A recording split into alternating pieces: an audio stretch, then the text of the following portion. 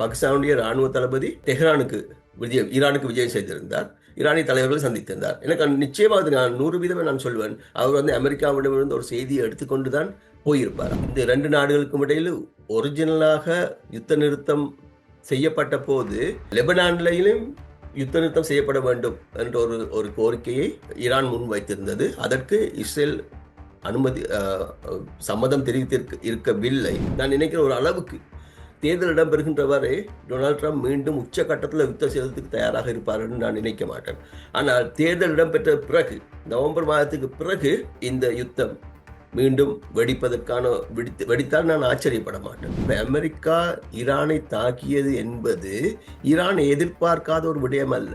40 ஆண்டுகளாக ஈரான் எதிர்பார்த்து கொண்ட ஒரு விடயமாகத்தான் அது இருக்கும். ஸ்ரீ காளிமாதா ஜோதிடம். பிரபல ஜோதிடர் பண்டித் மகாராஜா. தொழில், காதல், திருமணம், குழந்தை பாக்கியம் மற்றும் மந்திர சூனிய பிரச்சனைகளுக்கு நிரந்தர தீர்வு.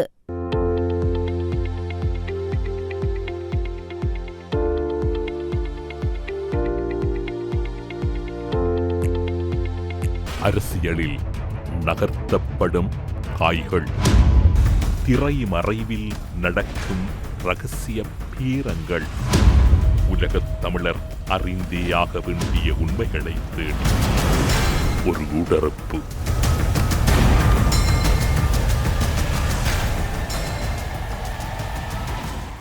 இன்றைய ஊடறுப்பு நிகழ்ச்சியில் எம்மோடு இணைந்து கொண்டிருக்கக்கூடியவர் அமெரிக்காவின் சாஸ்பரி பல்கலைக்கழகத்தின் அரசு அறிவியல் துறையினுடைய பேராசிரியராக இருக்கக்கூடிய கலாநிதி கீத்த பொன்கலன் அவர்கள். ஊடறுப்பு நிகழ்ச்சியின் சார்பில் உங்களை வரவேற்பதில் மகிழ்ச்சி. வணக்கம். வணக்கம் தமிழ். நீங்கள் இறுதியாக பகிர்ந்து கொண்ட ஊடறுப்பு நிகழ்ச்சியில் கூறியது போன்று திடீரென சமாதானம் ஏற்படும், யாரும் எதிர்பார்க்க முடியாத சூழ்நிலையில் அந்த சமாதானம் ஒரு அறிவிப்பாக இருக்கும் என்று கூறினீர்கள். அவை நடந்துவிட்டது. ஆனால் இப்போது ஹார்முஸ் நீரிணை பகுதி முழுமையான முடக்கத்தை ஈரான் அறிவித்திருக்கின்றது. அமெரிக்கா திறப்பதாக கூறியது. உங்களோடு கதைத்துக் கொண்டிருக்கின்ற போது ஈரானினுடைய கடற்படைக்கு சொந்தமான கப்பல் ஒன்று தாக்கப்பட்டிருப்பதாக கூறப்படுகிறது. இவ்வாறு முன்னுக்கு பின் முரணான தகவல்களை 2 தரப்புகளும் கூறிக்கொண்டிருக்கின்றார்கள். ஒரு தரப்பு என்று கூறுவதற்கு அப்பால் டொனால்ட் ட்ரம்ப் தரப்பிலும் கூறிக்கொண்டிருக்கிறார்கள், ஈரான் தரப்பிலும் கூறுகிறார்கள். இந்த யுத்தத்தின் போக்கையும் சமாதான அறிவிப்பையும் இந்த துறை சார்ந்து பல விடயங்களை நுணுக்கமாக பார்க்கக்கூடிய ஒருவராக எப்படி பார்க்கக்கூடியதாக இருக்கின்றது? நான் ஏற்கனவே நாங்கள் கடந்த முறை சந்திச்ச போது கூறியிருந்தேன், திடீரென்று சொல்லி 2 பேரும் ஒரு யுத்த நிறுத்தத்துக்கு இணங்குவார்களாக இருந்தால் அது ஆச்சரியப்படக்கூடிய விடயமாக இருக்காது என்று சொல்லியிருந்தேன். அது மாதிரி தான் கிட்டத்தட்ட நடந்தது என்று சொன்னால், நான் என்னுடைய அந்த வாதம் உங்களோட வீடியோவில் நான் சொல்லியிருந்தேன், 2 தரப்புக்குமே யுத்தத்தை தொடர்ந்து முன்னெடுப்பதற்கான ஒரு ஏது நிலை இருக்கல்ல. அமெரிக்காவிலிருந்து பார்க்கின்ற போது டொனால்ட் ட்ரம்ப் மீது சமூக ரீதியான அக்கறை, பொருளாதார பிரச்சனை போன்ற அழுத்தங்கள் காணப்பட்டிருந்தது. அதே நேரத்தில் ஈரான் இராணுவ ரீதியாக பெரிய ஒரு வெற்றி நிலையில் இருக்கையில் இராணுவ ரீதியான பாதிக்கப்பட்ட ஒரு நிலையில தான் இருந்தது. அதுக்கு சாதகமாக அரசியல் ராஜதந்திர விடயங்கள் தான் இடம்பெற்றிருந்தது. அந்த நிலையில் 2 தரப்பினருக்கும் யுத்தத்தை தொடர்ந்து முன்னெடுத்து செல்வதற்கான ஒரு வசதியான சூழ்நிலை இருக்கவில்லை. அதன் காரணமாக தான் திடீரென்று இவர்கள் ஒரு யுத்த நிறுத்தத்துக்கு உடன்பட்டால் ஆச்சரியப்படுவதற்கு இல்லைன்னு நான் நினைச்சிருந்தேன். அது மாதிரி தான் நடந்தது. இப்போ அதுக்கு பிறகு இப்போ பேச்சுவார்த்தை தொடங்கியிருக்காங்க. 1வது சுற்று பேச்சுவார்த்தை பாகிஸ்தானில் இடம்பெற்றது.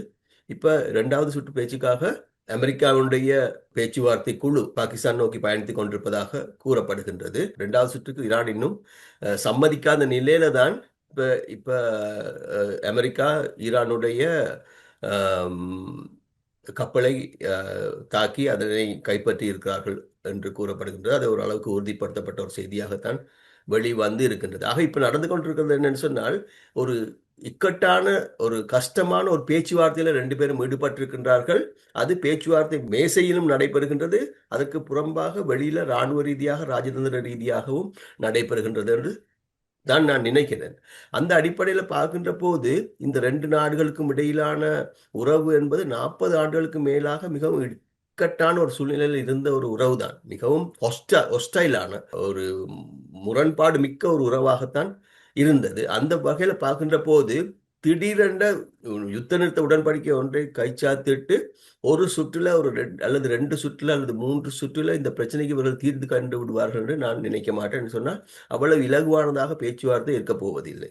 இந்த பேச்சுவார்த்தை மிகவும் சிக்கலானதாகவும் கடுமையானதாகவும் இருக்கும். அந்த நேரத்தில் இராணுவ சூழ்நிலை மாறி மாறி இடம்பெற்றுக் கொண்டிருக்கும் என்று நான் நினைக்கிறேன். இப்ப இந்த கப்பல் விஷயம் கொஞ்சம் இந்த பதற்றத்தை அதிகரித்திருக்கின்றது. பிறகு இன்னும் கொஞ்சம் குறையலாம். பிறகு இன்னும் கொஞ்சம் அதிகரித்து அந்த நிலையில் இந்த பேச்சுவார்த்தை கிட்டத்தட்ட ஒரு குறிப்பிட்ட ஒரு காலத்துக்கு தொடரும் என்றுதான் நான் எதிர்பார்க்கிறேன். அது யுத்த நிறுத்தம் இருக்கின்ற சூழ்நிலையில் பேச்சுவார்த்தையின் ஊடாக ஒரு தீர்வை அடையாத நிலை ஒரு குறிப்பிட்ட காலத்துக்கு தொடரும் என்று நான் எதிர்பார்க்கிறேன். இப்போது நீங்கள் பேச்சுவார்த்தை தொடர்பில் குறிப்பிட்டீர்கள். முதல் சுற்று பேச்சுவார்த்தையிலே அமெரிக்க தலைமையிலே ஒரு அணியும் ஈரான் தலைமையிலே ஒரு அணியும் சென்றிருந்தார்கள். என்னுடைய புரிதலுக்காகவும் எங்களுடைய நேர்களின் புரிதலுக்காகவும் இந்த வினாவினை உங்களிடம் முன்வைக்கின்றேன். பேச்சு என்று கூறுவது நேரடியாக இரண்டு தரப்புகளும் கையிலாக கொடுத்து நேரடியாக அவர்கள் பேசிக்கொள்வது. இங்கு இடம்பெற்ற பேச்சு என்பது இரண்டு அறைகளில் தனித்தனியாக பேசப்பட்டு அந்த விடயங்கள் பரிமாறப்பட்டு கொண்டிருந்தது. இப்படியான ஒரு பேச்சுவார்த்தை நடைமுறை உலக ஒழுங்கில் இருக்கின்றதா அல்லது புதியதொரு நடைமுறையை டொனால்ட் ட்ரம்பும் ஈரானும் அறிமுகப்படுத்தியது? பேச்சுவார்த்தை என்பது பேசுகின்ற ரெண்டு பேரும் நேரடியாக பேச்சு சந்தித்து கைகுலுக்கி செய்யப்படுகின்ற ஒரு விடயமாக இருக்க வேண்டும் என்கின்ற ஒரு அவசியம் இல்லை. பேச்சுவார்த்தை என்பது பல்வேறு விடயங்களூடாக நடைபெறக்கூடியது. இப்பொழுது என்னுடைய புதிதாக வெளிவர ஆகஸ்ட் மாதம் வெளிவர இருக்கின்ற புத்தகத்தில் இலங்கை அரசாங்கத்துக்கும் சந்திரிகா தலைமையிலான இலங்கை அரசாங்கத்துக்கும் விடுதலை புலிகளுக்கும் இடையிலான பேச்சுவார்த்தை பற்றி ஒரு ஒரு ஒரு சாப்டர் எழுதியிருக்கிறேன். அந்த சாப்டர் முழுமையாக இரண்டு தரப்பினருக்கும் இடையில் என்றால் அந்த பேச்சுவார்த்தையில் 2 ட்ராக்ஸ் இருந்தது. ஒன்று இலங்கை அரசாங்கமும் விடுதலை புலிகளும் யாழ்ப்பாணத்தில் சந்திக்கிற போது அதே நேரத்தில் விடுதலை புலிகளுடைய தலைமைத்துவத்துக்கும் இலங்கை அரசாங்கத்துடைய தலைமைத்துவத்துக்கும் இடையில தொடர்ச்சியான கடிதங்கள் பரிமாறப்பட்டிருந்தன. 40க்கும் மேற்பட்ட கடிதங்கள் பரிமாறப்பட்டிருந்ததாக கூறப்படுகின்றது. அந்த கடிதங்கள்ல தான் உண்மையான விடயங்கள் விவாதிக்கப்பட்டிருந்தன. அந்த பேச்சுவார்த்தையில சந்தித்தவர்கள் பெருசாக எதுவும் பேச இல்லை. அது ஒரு சம்பிரதாய பூர்வமானதாகத்தான் இருந்தது. உண்மையான பேச்சுவார்த்தை கடிதம் மூலமாகத்தான் நடைபெற்றிருந்தது.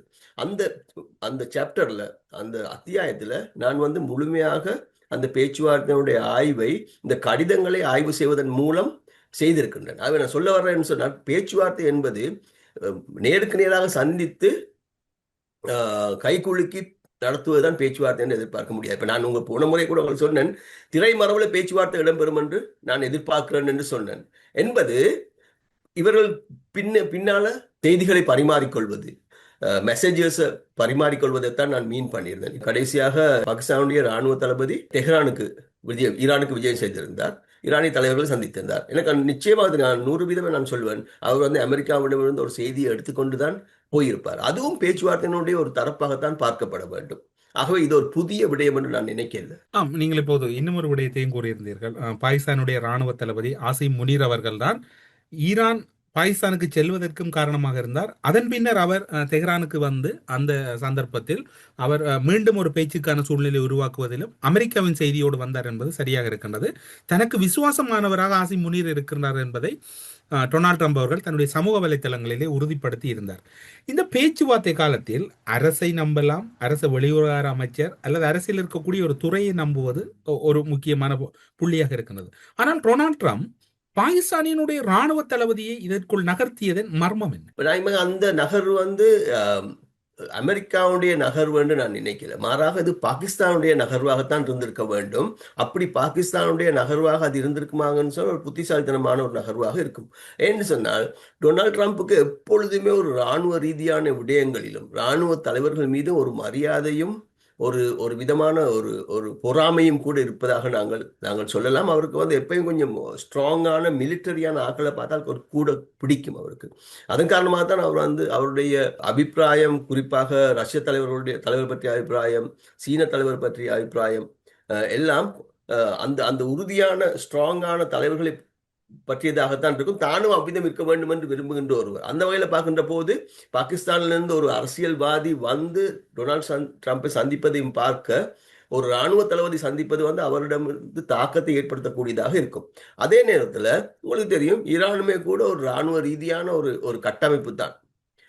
இராணுவம் பெருமளவுக்கு செல்வாக்கு செலுத்துகின்ற, கட்டுப்படுத்துகின்ற ஒரு அரசியல் சூழல் தான் அங்கு காணப்படுகிறது. ஆகவே அங்கிருக்கின்ற தலைவர்களுடனும் கூட மிக விரைவாக ஒரு அண்டர்ஸ்டாண்டிங்க்கு, ஒரு புரிந்துணர்வுக்கு வரக்கூடிய ஒரு இயலுமை பாகிஸ்தானுடைய இராணுவ தளபதிக்கு இருந்திருக்கும். அந்த வகையில் பார்க்கின்ற போது ஒரு சாதாரண ராஜதந்திரியோ அல்லது ஒரு அரசியல் தலைவரோ இதில் ஈடுபடுறதை விட ஒரு இராணுவ மனிதர், இராணுவ தலைவர் அதனை செய்வது கூடுதல் தாக்கமுடையதாக இருக்கும் என்று கருதியிருப்பார்கள். அப்படி கருதியிருப்பார்களாக இருந்தால் அது ஒரு புத்திசாலித்தனமான ஒரு நகர்வாகத்தான் பார்க்கப்பட வேண்டும். இப்போது டொனால்ட் ட்ரம்ப் கூறினார், ஹர்முஸ் நீரிணை திறக்கின்றேன், எல்லாம் சுதந்திரமாக இயங்குவதற்கு வாய்ப்பு இருப்பதாக. அதன் பின்னர் திடீரென ஈரான் அந்த விடயத்திலிருந்து பின்வாங்கி மீண்டும் ஒரு முடக்கத்தை அறிவித்தது. இப்போது அந்த பிரதேசம் ஒரு யுத்தம் சூழ்ந்த பிரதேசமாகத்தான் காட்சியளிக்கின்றது. சமாதானம் தொடர்ச்சியாக முன்னெடுக்கப்பட்டு வந்தாலும் ஹர்முஸ் நீரிணை பகுதியில் தொடர்ச்சியான அமைதியின்மை இருக்கின்றது. அமெரிக்காவை பொறுத்தவரையில் எல்லோரும் கூறுவது போன்று இராணுவ ரீதியாக ஒரு பலமான கட்டமைப்பு, நீண்ட வரலாற்றை உடையவர்கள், உலகத்தை ஆளக்கூடியவர்கள் என்றெல்லாம் கூறுகின்றார். மறுபுறம் ஈரான் அமெரிக்காவை எதிர்த்து இந்த களமுனையை நான் அடுத்த கட்டத்துக்கு எடுத்துச் செல்ல போகிறேன் என்கின்ற பின்னணியில் ஈரானின் பக்கபலமாகவும் ஈரானின் நம்பிக்கையாகவும் அரசியல் ரீதியாகவும் இராணுவ ரீதியாகவும் எவை இருக்கலாம் என்று நீங்கள் கருதுகிறீர்கள்? இப்ப இந்த பிரச்சனையில முக்கியமான நிகழ்வுகள் என்று பார்த்தீங்கன்னு சொன்னால், இந்த 2 நாடுகளுக்கும் இடையில் ஒரிஜினலாக யுத்த நிறுத்தம் செய்யப்பட்ட போது லெபனானிலும் யுத்த நிறுத்தம் செய்யப்பட வேண்டும் என்ற ஒரு கோரிக்கையை ஈரான் முன்வைத்திருந்தது. அதற்கு இஸ்ரேல் சம்மதம் இருக்கவில்லை. அதுக்கு பிறகு லெபனான்ல யுத்தம் தொடர்ந்து இடம்பெறுவதால் நாங்கள் இந்த பேச்சுவார்த்தையில் கலந்து கொள்ள மாட்டோம் என்ற விதமான ஒரு போக்குல தான் அவர்கள் இருந்தார்கள். அது பிறகு உங்களுக்கு தெரியும், லெபனான்ல யுத்த நிறுத்தம் ஒன்று செய்யப்பட்டது. அதுக்கு பிறகுதான் அதுக்கு ஒரு பிரதி உபகாரமாக நாங்கள் ஹோமுஸ் நீரிணையை திறக்கிறோம் என்று சொல்லி அவர்கள் ஈரான் அறிவித்திருந்தது.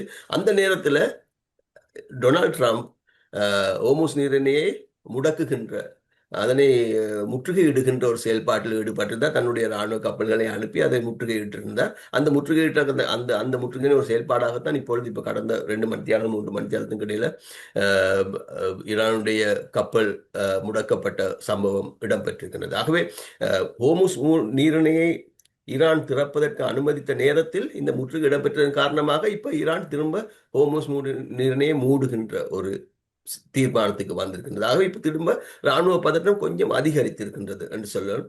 நான் நினைக்கிறேன், இந்த 2 பேருக்கும் தொடர்ந்து குறுகிய காலத்துல யுத்தத்துக்கு மீண்டும் செல்ல முடியாத ஒரு சூழ்நிலை இருப்பதன் காரணமாக இது கொஞ்சம் தனிவடைந்து பேச்சுவார்த்தை தொடர்ந்து இடம்பெறுவதற்கான ஒரு சூழ்நிலை இருக்கும் என்றுதான் நான் நினைக்கின்றேன். ஆகவே நான் சொல்றேன் சொன்னால், இப்ப இந்த பேச்சுவார்த்தை இடம்பெற்று விட்டது என்பதற்காக இந்த 2 தரப்புக்கு இடையிலான இந்த தொடர்பாடல் என்பது சுமூகமாக இருந்து விடப் போவதில்லை.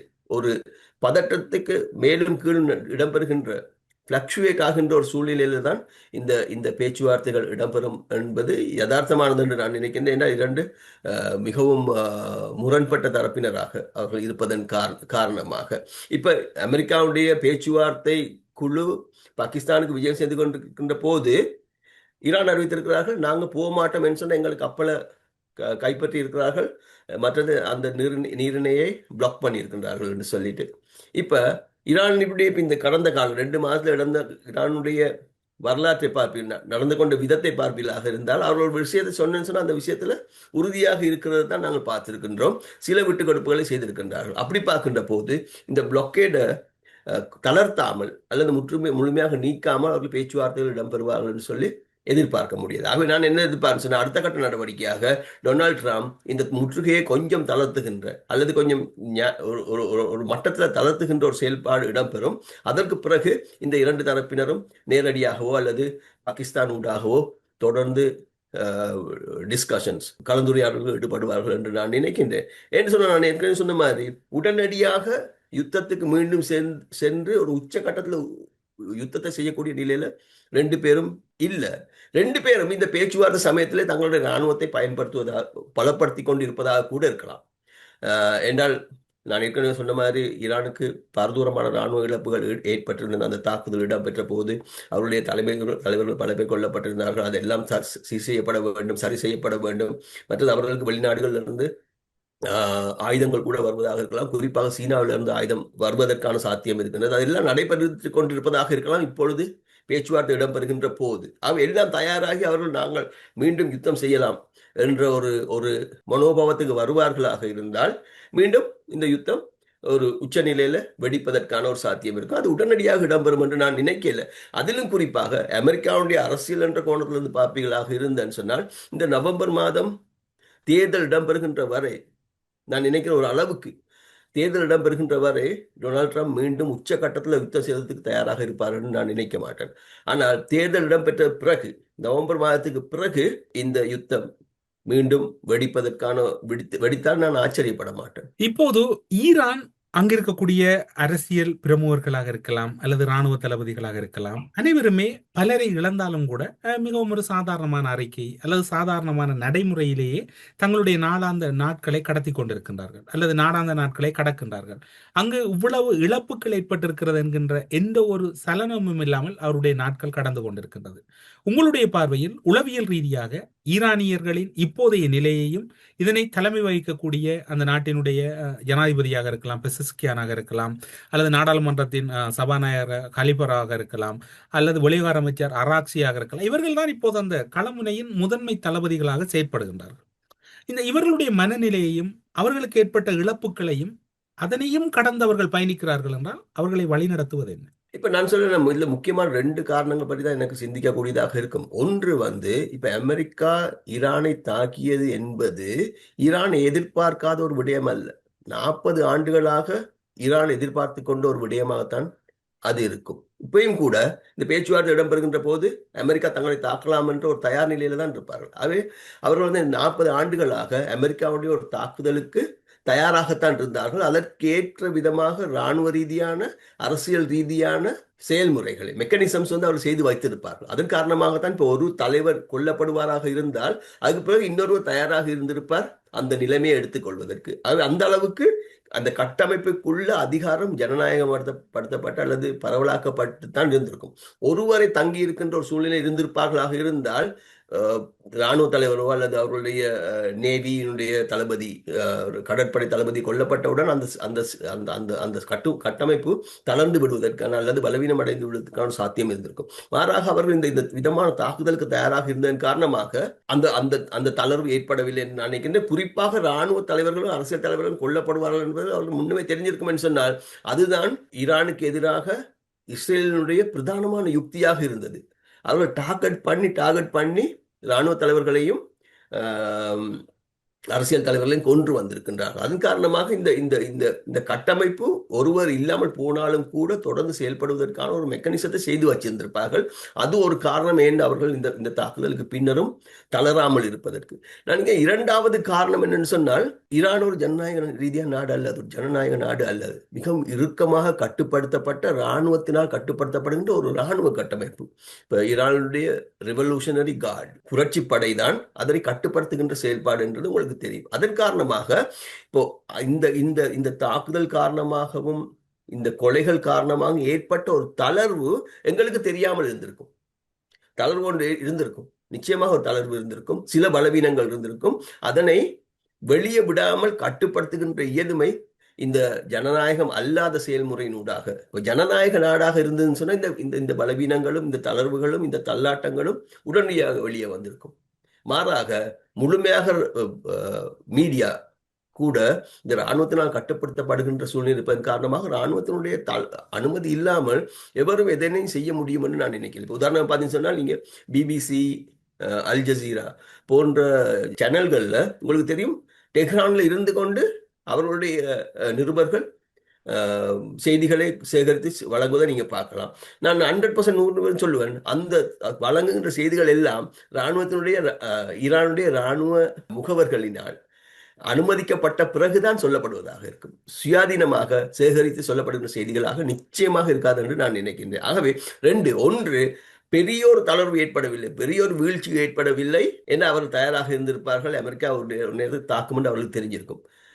2வது, ஏற்பட்ட இந்த தள்ளாட்டமும் தளர்வும் எங்களுக்கு தெரியாமல் மறைக்கப்பட்டிருக்கும் என்றுதான் நான் நினைக்கின்றேன். இப்போது ஈரான் இந்த யுத்தத்தை தொடரப்போவதாக கூறுகின்றது, சமாதானத்துக்கான வாய்ப்பில்லை என்று கூறுகிறது. ஒருவேளை அமெரிக்கா இப்போது தனிமைப்படுத்தப்பட்டிருப்பதாக நீங்கள் உணர்கிறீர்களா? நேட்டோவிடம் அழைப்பு விடுக்கப்பட்ட போதும் அந்த அழைப்பை அவர்கள் முறையாக ஏற்கவும் இல்லை, ஆதரவு கொடுக்கவும் இல்லை. இப்போது ஈரானை பொறுத்தவரையில் விரும்பியோ விரும்பாமலோ நேரடியாகவோ மறைமுகமாகவோ ரஷ்யா, சீனா போன்ற நாடுகளுடைய பின்தளங்கள் இருக்கின்றது. ஆனால் அமெரிக்காவை பொறுத்தவரையில் ஐரோப்பிய நாடுகளாக இருக்கலாம் அல்லது இன்னும் பல நாடுகளும் நேரடியாக அந்த களமுனையில் கைகோர்ப்பதை தவிர்க்கின்றார்கள், வெறும் இஸ்ரேலை தவிர.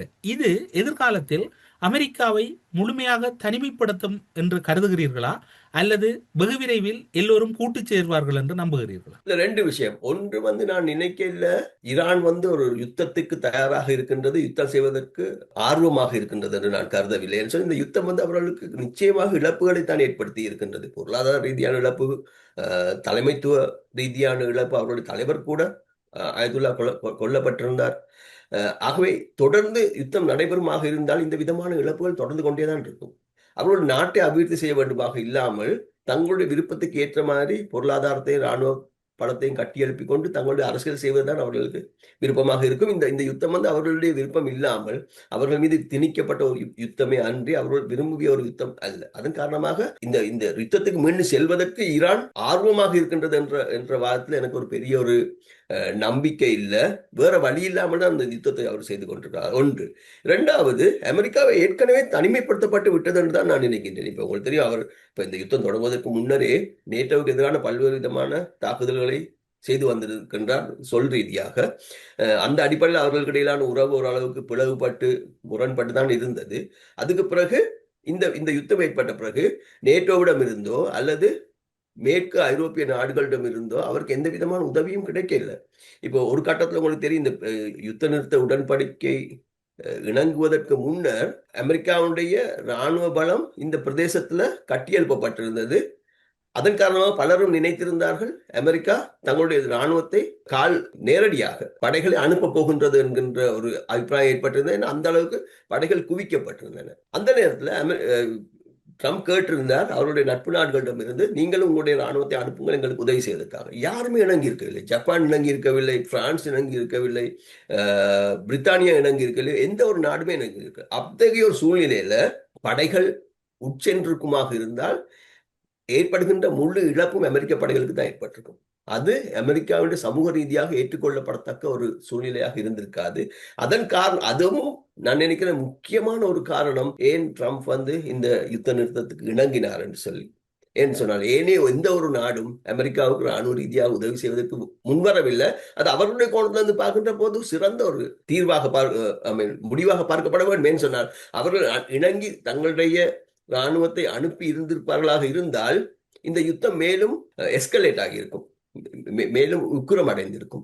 மாறாக அவர்கள் அனுப்புகின்ற தீர்மானத்தை எடுக்காதபடியால் இந்த யுத்தம் தளர்ந்தது என்றுதான் நான் நினைக்கிறேன். அந்த பார்க்கின்ற போது உலக சமாதானம் அவருடைய நலன் என்ற வகையில பார்க்கின்ற போது ஒரு நல்ல தீர்மானமாகத்தான் நான் பார்க்கிறேன். இப்பயும் கூட அமெரிக்கா யுத்தத்தை தனியாகத்தான் செய்து கொண்டிருக்கின்றது, பேச்சுவார்த்தையை தனியாகத்தான் செய்து கொண்டிருக்கின்றது. ஐரோப்பியர்கள் தங்களுக்கு இடையில வேறொரு விதமான கலந்துரையாடலில் ஈடுபட்டிருக்கிறார். அப்படி பார்க்கின்ற போது அமெரிக்கா ஏற்கனவே தனிமைப்படுத்தப்பட்டிருக்கின்றது என்று நான் நினைக்கின்றேன். அமெரிக்காவில் செனட்டில் அண்மையிலே ஏற்பட்ட வாக்கெடுப்பு ஒன்றின் போது 53 செனட் உறுப்பினர்கள் இந்த யுத்தத்தை முன்கொண்டு செல்வதற்கு ஆதரவாகவும் 47 பேர் எதிராகவும் வாக்களித்திருந்தார்கள். இந்த யுத்தத்தை அல்லது முழுமையான யுத்தத்தை முன்னகர்த்துவதற்கு காங்கிரசினுடைய ஒப்புதல் தேவையாக இருக்கின்றது. இன்னும் 10 நாட்கள் அல்லது 9 நாட்களில் அந்த ஒப்புதலை நோக்கி டொனால்ட் ட்ரம்ப் அவர்கள் செல்ல வேண்டிய ஒரு கடப்பாடு இருக்கின்றது. அமெரிக்காவில் இருக்கக்கூடிய பாதுகாப்பு அமைச்சு போர் அமைச்சாக அவர் சார்பிலே பிரகடனப்படுத்தப்பட்டிருக்கின்றது. இப்படியான சூழ்நிலையில் இப்போது செனட்டினுடைய ஒப்புதல் கிடைக்கப்பட்டிருக்கிறது. காங்கிரசின் ஒப்புதலுக்காக காத்திருக்கின்றார். யுத்தத்தை தொடர்ந்து போர் பிரகடனம் செய்ய வேண்டிய ஒரு சூழ்நிலையை அவர் எதிர்பார்த்திருக்கின்றாரா, அல்லது காங்கிரஸில் இந்த வாக்கெடுப்பு உட்செல்லுகின்ற போது எப்படியான நிலைமைகள் இருக்கு? இல்ல, அவர் காங்கிரஸ் அவருக்கு ஒரு பெரிய பிரச்சனையாக இருக்க போறது இல்லை. என்றால் காங்கிரஸ்ல 2 சபையிலையும், செனட் சபையிலையும் கீழ் சபையிலையும் அவருக்கு போதுமான அளவுக்கு வாக்குகள் காணப்படுகின்றன. இப்ப செனட் சபையில் கிட்டத்தட்ட 50-50 என்ற மாதிரி தான் கிட்டத்தட்ட ஒரு பலம் காணப்படுகின்றன. ஆனால் பிலடெல்பியால இருந்து வந்திருக்கின்ற ஒரு ஜனநாயக கட்சி செனட்டர் எப்பயும் அண்மை காலங்கள்ல ட்ரம்புக்கு சார்பாக வாக்களிப்பதன் காரணமாக அவருக்கு செனட்ல பெரிய ஒரு சிக்கல் இல்லை. கீழ்சபை முற்றுமுழுதாக அவருடைய கட்சியை தான் கட்டுப்படுத்தப்படுகின்ற ஒரு சூழ்நிலை காணப்படுகின்றது.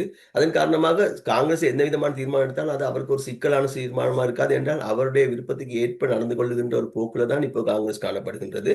அந்த சூழ்நிலை நவம்பர் மாதம் வரையும் தொடர்ந்து இருக்கும் என்று நான் நினைக்கின்றேன். நவம்பருக்கு பிறகு எலெக்ஷன்ல ஜனநாயக கட்சி வெற்றி அடையும் என்று எதிர்பார்க்கப்படுகின்றது. கீழ்சபையில நிச்சயமாக அவர் வெற்றி அடைவார்கள் சொல்லி நிறைய பேர் எதிர்பார்க்கிறார்கள். நான் அப்படிதான் நினைக்கின்றேன். செனட் சபையில சில நேரம் ஜனநாயக கட்சி வெற்றி அடையலாம். அப்படி 2 சபையும் ஜனநாயக கட்சியினுடைய கண்ட்ரோலுக்கு வருமாக இருந்தால் ட்ரம்ப் இக்கட்டான அரசியல் சூழ்நிலையை உள்நாட்டில் எதிர்நோக்க வேண்டிய ஒரு அவசியம் இருக்கும். அது வரைக்கும் நவம்பர் மாதம் வரைக்கும் அவருக்கு பெரிசாக காங்கிரஸோ உள்நாட்டு அரசியலோ ஒரு பெரிய சிக்கலாக இருக்கவில்லை. இப்பயும் கூட இப்ப இந்த எண்ணெய் விலை அதிகரித்த போது கிட்டத்தட்ட 38-40% அதிகரித்திருக்கின்றது. அதிகரித்த போது இருந்த அந்த ரியாக்ஷன் இப்ப கொஞ்சம் குறைஞ்சிருக்குன்னு சொன்னா மக்கள் பழக்கப்பட்டு விட்டார்கள். 40% அதிகரித்த விலைக்கு பழக்கப்பட்டு விட்டார்கள். அதன் காரணமாக அது முன்னெடுத்து செல்லக்கூடியதாக இருக்கின்றது. அதன் காரணமாக தான் ட்ரம்ப் வந்து ஹோர்முஸ் நீரிணையை ஈரான் திறப்பதற்கான அறிவிப்பை வெளியிட்டதுக்கு பின்னரும் கூட அதனை திறக்காமல் இருக்கக்கூடிய சில செயல்பாடுகளில் ஈடுபட்டார். அப்படி இல்லாமல் இந்த சமூக ரீதியான எதிர்ப்பு பலமாகவே இருந்தால் அந்த பிளாக்கேட் அவர் செய்யாமல் இருந்திருப்பார். செய்யாமல் இருந்திருந்தால் நீரிணை திறக்கப்பட்டிருக்கும். நீரிணை திறக்கப்பட்டிருந்தால் எண்ணெய் விலையும் எண்ணெய் சப்ளை கூடியிருக்கும், விலை குறைஞ்சிருக்கும். ஆனால் அது அவர் செய்யலைன்னு சொன்னால் இந்த உயர்ந்த பிறகு ஏற்பட்ட இந்த நிலையை மக்கள் சகித்துக் கொள்வார்கள். அதற்கு எதிராக இருந்த சூழ்நிலை கொஞ்சம் பலவீனம் அடைந்திருக்கின்றது என்று அவர் நினைக்கிறார். நீங்கள் இப்போது கூறினீர்கள் நவம்பர் மாதம் இடம்பெறப் போகின்ற தேர்தலில் இவர் செனட் மற்றும் காங்கிரஸில் ஒரு பின்னடைவை காணுகின்ற போது அதன் பின்னர் அவருக்கு அரசியல் ரீதியாக பெரும் நெருக்கடி இருக்கின்றது அல்லது பெரும் ஒரு அழுத்தம் அல்லது ஆபத்துக்கள் எல்லாம் காத்திருக்கிறது என்று அவரை பொறுத்தவரையில் அமெரிக்க அரசியல் யாப்பையோ அல்லது அங்கு இருக்கக்கூடிய சட்ட திட்டங்களுக்கு உட்பட்டவர் அல்ல. இவை அனைத்துக்கும் நான் விதிவிலக்கானவன், நான் எடுப்பதுதான் முடிவு என்கின்ற வகையில் செயற்படுகின்றவருக்கு நவம்பர் மாதத்தின் பின்னர் நீங்கள் கூறுவது போன்ற ஒரு மாற்றம் ஏற்பட்டாலும் அந்த மாற்றத்தின் அல்லது அந்த கட்டுப்பாடுகளுக்கு இவர் கட்டுப்பட்டு நடப்பாரா அல்லது அங்குதான் ஒரு அரசியல் யாப்பு மீறல் அல்லது அமெரிக்க வரலாற்றிலேயே ஒரு பெரும் ஒரு சட்ட மீறல்களுக்கான காலமாக இருக்கும் என்று கருதுகிறீர்களா? நிச்சயமாக ஒரு முரண்பாட்டு நிலை ஏற்படும் என்று சொல்லலாம். இப்ப வந்து நீங்க என்ன தீர்மானமாக இருந்தாலும் நீங்க அவருக்கு எதிராக இப்ப 2 சபையிலையும் ஜனநாயக கட்சி வெற்றி பெறுமாக இருந்தால் அவருக்கு எதிராக இம்பீச்மெண்ட் நம்பிக்கையில்லா தீர்மானம் கொண்டு வரலாம். அது உச்ச நீதிமன்றத்துக்கு செல்லும். உச்ச நீதிமன்றத்துல இவருடைய கட்சி ஆட்கள் தான் கட்சியை சேர்ந்தவர்கள் அல்லது இவரால் நியமிக்கப்பட்ட நீதிபதிகள் தான் இருக்கிறார்கள். ஆகவே அங்க அவருக்கு சாதகமான ஒரு சூழ்நிலை இருக்கும். ஆகவே இப்போ வந்து கிட்டத்தட்ட எல்லாமே அவருடைய கண்ட்ரோல்ல இருக்கின்றது. ஜனாதிபதி பதவி, காங்கிரஸ், உயர் நீதிமன்றம் மூன்றும் அவருடைய கட்சி சார்ந்து இருப்பதன் காரணமாக நான் அப்பாற்பட்டவன் என்ற ரீதியில் செயல்படக்கூடிய ஒரு இயலுமே இருக்கின்றது. மாறாக நவம்பருக்கு பிறகு ஜனநாயக கட்சி இந்த 2 சபையிலும் வெற்றி அடையுமாக இருந்தால் இவருக்கு எதிரான பாரதூரமான சட்ட நடவடிக்கைகளை அவர்கள் மேற்கொள்வார்கள். அது இந்த 2 நிறுவனங்களுக்கு இடையில் பாரதூரமான ஒரு முரண்பாடையும் ஒரு கான்ஃபிளிக்டையும் ஏற்படுத்தும், மோதலையும் ஏற்படுத்தும் நான் நினைக்கிறேன். அப்ப எல்லா விஷயங்களும் கிட்டத்தட்ட உச்ச நீதிமன்றத்துக்கு செல்ல வேண்டியிருக்கும். உச்ச நீதிமன்றம் எடுக்கின்ற தீர்ப்பு தான் சரியாக. ஆகவே நான் சொல்றேன்னு சொன்னால் நவம்பருக்கு பிறகு கூட அவருடைய பதவி இல்லாமல் போகக்கூடிய அல்லது பாரதூரமாக பலவீனம் அடைகின்ற சூழ்நிலை ஏற்படாது. மாறாக இந்த 2 நிறுவனங்களுக்கு இடையில ஒரு பதற்றம் ஏற்படலாம். அதன் காரணமாக ட்ரம்பினுடைய நிலை கொஞ்சம் பலவீனம் அடையலாம் என்றுதான் நான் சொல்றேன். ஊடரப்பு நிகழ்ச்சியில் இணைந்து கொண்டு அமெரிக்கா ஈரானுக்கு இடையில் இடம்பெற்று வருகின்ற போரில் அதற்குள் இருக்கக்கூடிய மிக முக்கியமான ராஜதந்திர செய்திகளும் சர்வதேச அளவில் பேசப்படக்கூடிய செய்திகளும் அமெரிக்க அரசியல் யாப்பையும் காங்கிரஸ் மற்றும் செனட்டுக்கு இடையில் இருக்கக்கூடிய எதிர்வரும் காலங்களுடனான டொனால்ட் ட்ரம்பினுடைய முருகல் அல்லது முரண்பாடுகளும் தொடர்பிலான பல முக்கிய விடயங்களை பகிர்ந்து கொண்டமைக்காக ஊடரப்பு நிகழ்ச்சியின் சார்பில் சிறப்பு நன்றிகளோடு உங்களிடமிருந்து விடைபெற்றுக் கொள்கிறோம். நன்றி, வணக்கம். வணக்கம் தமிழ். ஸ்ரீ காளிமாதா ஜோதிடம் பிரபல ஜோதிடர் பண்டித் மகாராஜா. தொழில், காதல், திருமணம், குழந்தை பாக்கியம் மற்றும் மந்திர சூனிய பிரச்சனைகளுக்கு நிரந்தர தீர்வு.